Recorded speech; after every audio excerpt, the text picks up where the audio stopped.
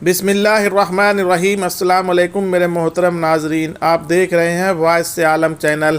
मेरे मोहतरम नाजरीन और मेरे प्यारे दोस्तों, आज मैं लेकर आया हूँ आप लोगों के सामने बचपन में सुनी गई दादी अम्मा और नानी अम्मा की कहानियाँ, पुरानी लोक दास्तान, पुराने सच्चे वाक़यात और बचपन में बुज़ुर्गों से सुनी गई ऐसी कहानियाँ जो जहन के किसी कोने में आज भी मौजूद है।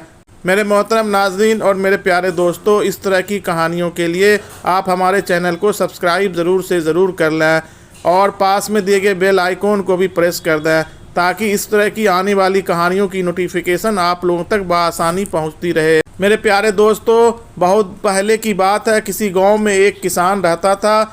इतना सीधा साधा और भोला भाला कि बच्चे भी उसे बेवकूफ़ बना लेते थे। नाम तो उसका कुछ और था, लेकिन उसे लोग भोलू मियाँ कहते थे। उसके पास थोड़ी सी ज़मीन थी, एक गधा था और एक बकरी। ज़मीन से बस इतनी ही पैदावार होती थी कि किसान और उसकी बीवी साल भर रोटी खा लेते थे। गधा खेत से अनाज और जंगल से लकड़ियाँ लाने के काम आता था और बकरी का दूध दोनों मियाँ बीवी पीते थे। बच्चा उनका कोई नहीं था, औलाद की नेमत से महरूम थे, लेकिन इस हाल में भी वह बहुत खुश थे और जैसी तंगी तुलसी से गुजर बसर हो रही थी उसी पर राजी थे। कभी किसी ने उनके मुंह से शिकायत का कोई लफ्ज़ न सुना था। एक साल किसान के खेत में अनाज कम पैदा हुआ। उसने सोचा कि बकरी को बेच डाला जाए, इससे जो पैसे मिलेंगे उनसे गल्ला खरीद लूँगा।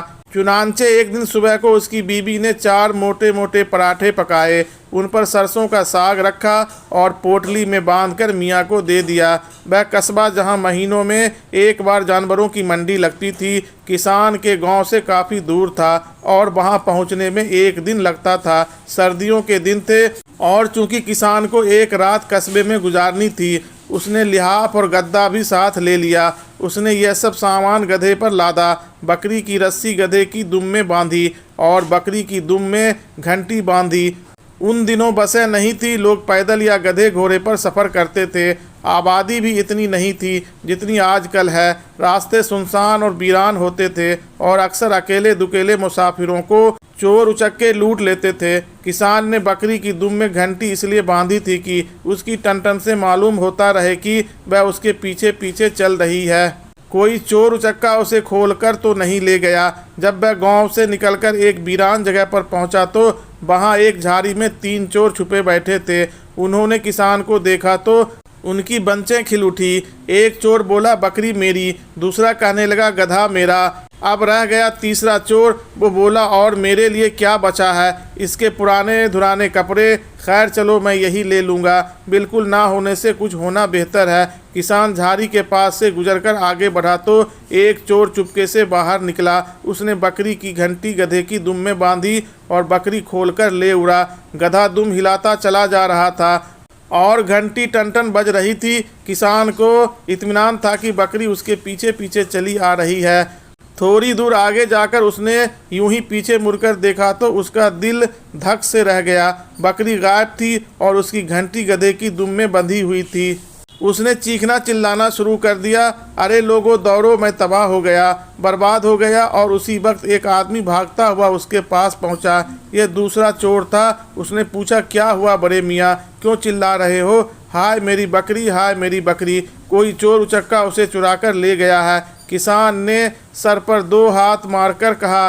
चोर बोला, अच्छा तो वह तुम्हारी बकरी थी। अभी अभी एक आदमी उसे घसीटता हुआ दरख्तों के उस तरफ ले गया है। दौड़ कर जाओ, ज़्यादा दूर नहीं गया होगा, जल्दी जाओ, खुदा तुम्हारा भला करे। मियाँ किसान ने कहा, तुम जरा मेरे गधे का ख्याल रखना, मैं अभी उस चोर चक्के से अपनी बकरी लेकर आता हूँ। यह कहकर किसान ने दरख्तों के झुंड की तरफ दौड़ लगा दी जो वहां से आधे मील के फासले पर था। लेकिन जब वह बेचारा हाँफता कांपता दरख्तों के पास पहुंचा तो वहां कोई भी नहीं था, बल्कि दूर दूर तक आदमी नजर नहीं आ रहा था। वह रोता पीटता वापस आया तो उस बेचारे पर दूसरी बिजली गिरी। उसका गधा भी गायब था। अब तो उसकी हालत देखने के काबिल थी। कभी कभी ज़ोर ज़ोर से चीखता चिल्लाता, कभी सीना काटता और कभी सर के बाल नोचने लगता। उसकी बकरी जा चुकी थी, गधा जा चुका था और गधे के साथ एक लिहाफ, एक गद्दा और 4 पराठे भी चोर ले गया था। अब वह कस्बे जाकर क्या करता? लाचार घर की तरफ वापस चला। अभी कुछ ही दूर गया होगा कि किसी के रोने की आवाज़ आई। इधर उधर देखा तो एक तरफ कुआं नजर आया जिसकी मुंडेर से टेक लगाए एक आदमी बैठा जारो कतार रो रहा था। यह तीसरा चोर था। किसान उसके पास गया और बोला, भाई मुसीबत तो मुझ पर टूटी है। चोर मेरे मवेशी ले गए, तुम क्यों रो रहे हो? चोर ने कहा, हाय भाई, क्या बताऊं, किसको अपनी दर्द भरी दास्तान सुनाऊं? मैं दुनिया का सबसे बदनसीब इंसान हूं। किसान बोला, भाई दुनिया का सबसे बदनसीब आदमी तो मैं हूं। वह जालिम मेरी बकरी ले गए, गधा ले गए और गधे के साथ साथ लिहाफ और पराठे भी ले गए। तुम कैसे कहते हो कि तुम दुनिया के सबसे बदकिस्मत इंसान हो?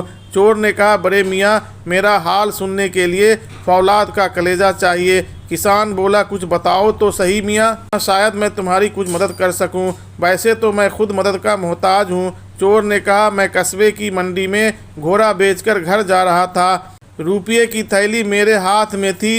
यहाँ पहुँचा तो यह कुआं नजर आया। प्यास लगी थी, पानी निकालने के लिए झुका तो थैली कुएं में गिर गई। हाय मैं मर गया, हाय मैं लुट गया। किसान बोला, तो मियाँ तुम रुपये की थैली कुएं में से निकाल क्यों नहीं लेते? चोर बोला, मुझे पानी से डर लगता है, मैं कुएं के अंदर नहीं जा सकता। हाय अब क्या करूं? थैली में पूरे 250 रुपये थे। अगर कोई अल्लाह का बंदा थैली निकाल कर मुझे दे दे तो 50 रुपया उसे इनाम दूंगा। 50 रुपया सुनकर किसान ने सोचा, इतने पैसे से तो मैं एक गधा और एक बकरी खरीद ही सकता हूँ, और हाँ, लिहाफ और गद्दे के अलावा गल्ला भी ले सकता हूँ। उस ज़माने में 50 रुपये की बहुत बड़ी रकम थी। उसने चोर से पूछा, मियाँ भाई, क्या तुम सच कह रहे हो? क्या तुम इनाम दोगे? चोर बोला, अरे बड़े मियाँ, आप मेरी बात का यकीन करें, मैं एक इज़्ज़तदार आदमी हूँ। किसान ने कहा, ठीक है, मुझे कुएं में उतरने का बहुत तजुर्बा है। अपने गांव के कुएं की सफाई मैं ही करता हूँ। तुम मुझे 50 रुपये दोगे ना?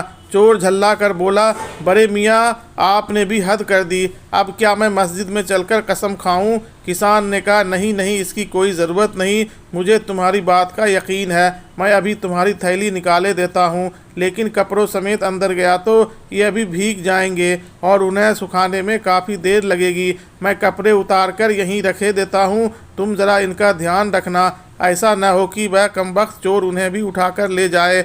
चोर ने कहा, इनकी फिक्र ना करो, इनकी तो मैं ऐसी हिफाजत करूंगा कि आपकी 7 पुश्तें याद रखेंगी। किसान ने कपड़े उतारकर मुंडेर के पास रख दिए और खुद कुएं में उतर गया। उसने कुएं का चप्पा चप्पा छान मारा, रेत में हाथ डाल कर टटोला, मगर रुपये की थैली वहां होती तो मिलती। 1 घंटे की मेहनत के बाद बेचारा थक हार कर वापस ऊपर आ गया तो उस पर तीसरी बिजली गिरी। वह आदमी गायब था और उसके साथ साथ किसान के कपड़े भी गायब थे। खुशकिस्मती से कुछ देर बाद उसी के गांव का एक आदमी उधर से गुजरा। उसने बड़े मियाँ को अपनी चादर दी और वह चादर जिस्म पर लपेटकर गांव वापस आ गया। गांव वालों ने बड़े मियाँ की दास्तान सुनी तो हंसते हंसते लोटपोट हो गए।